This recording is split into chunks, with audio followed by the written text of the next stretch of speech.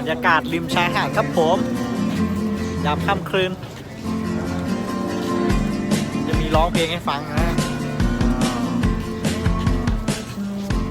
คนก็มานั่งคนก็นั่งอยู่ตรงนู้นริมทะเลนู่นนะครับ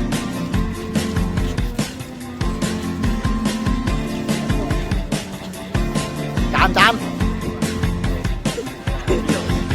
มีสั่งครับมีสั่งมาครับผมอยากโชว์นะหน้าร้านบอก 3,000-5,000 วอนครับบอกจ่ายออนอะไรเยอะโอ้มานอนไม่ต้องสืบครับผมล้อมทุกคนโอ้โหจบเลยอ่ะเพ้นอยู่ไม่ถึง5 นาทีจัดไป 50,000 วอนครับผม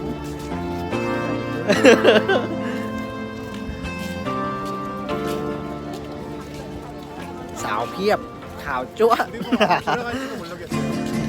โอ้ไปบริจาคก่อนร้องเพลงจบแล้วการร้องก่อนหรือว่าขอเพลงเซโลโซนี้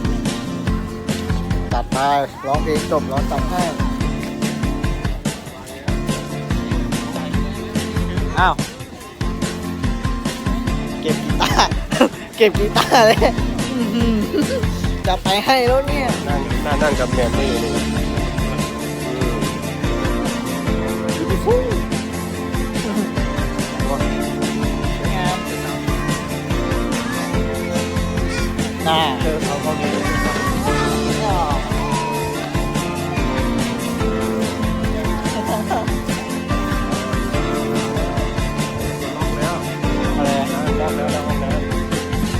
ได้วิทย์แล้วที่เราดูดบุหรี่ตัวนั้นเราเลยดูดบุหรี่ทุกคนเขาไม่ไฟหาอยู่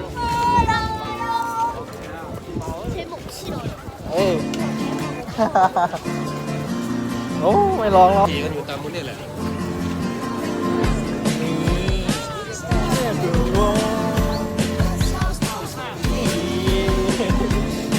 เราไปลองเช็คใกล้ๆที่เขาจะไป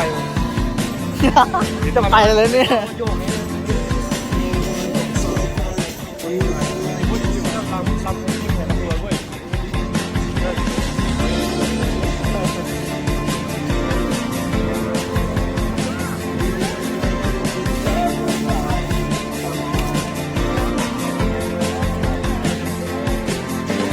คืนนี้ครับผมสวยงามจะมาเล่นทะเลกันครับผม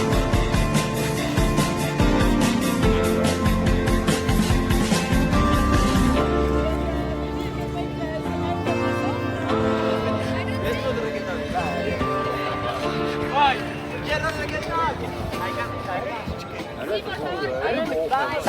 าวเต้น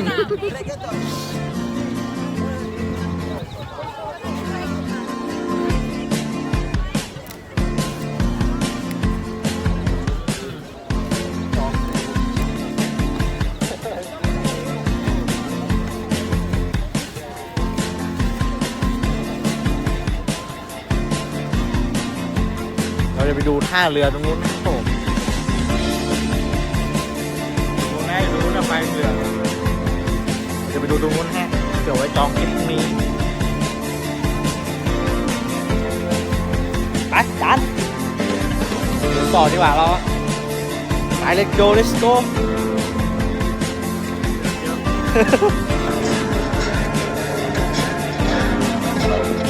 มีเล่นเพลงโชว์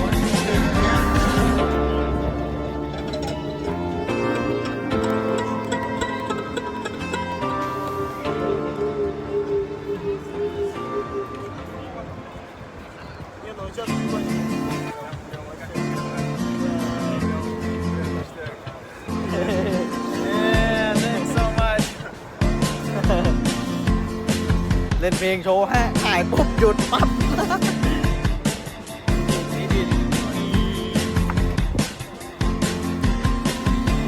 เฮ้ย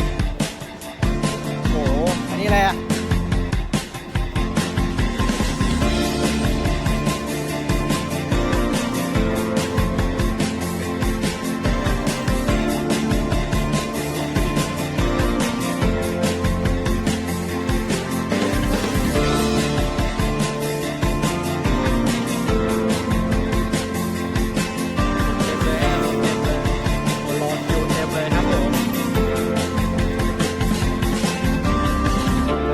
เลยนะ ไม่รู้ครับอะไรต่ออยู่ข้างล่าง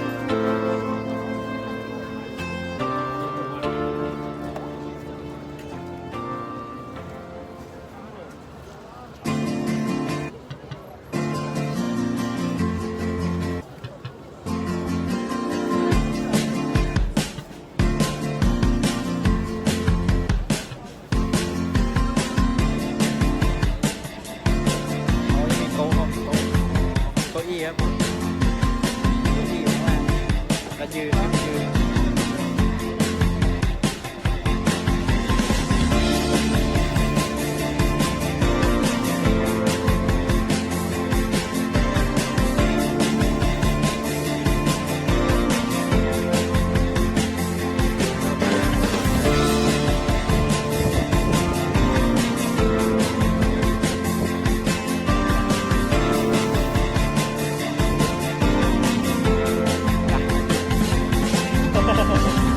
Thầy thầy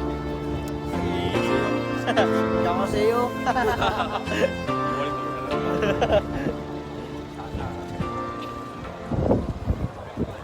บรรยากาศอะไรนะจัน ร้านเลยนะ เราจะไปร้านเลยไปเที่ยวร้านโม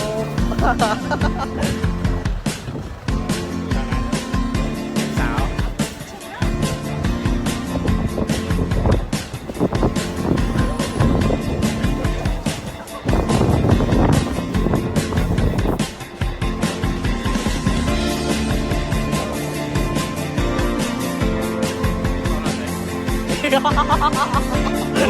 เอาก็ไม่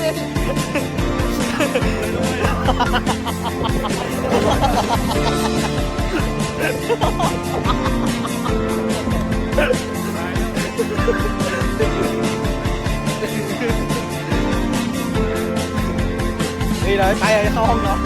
อย่าร้องน้องอย่าร้อง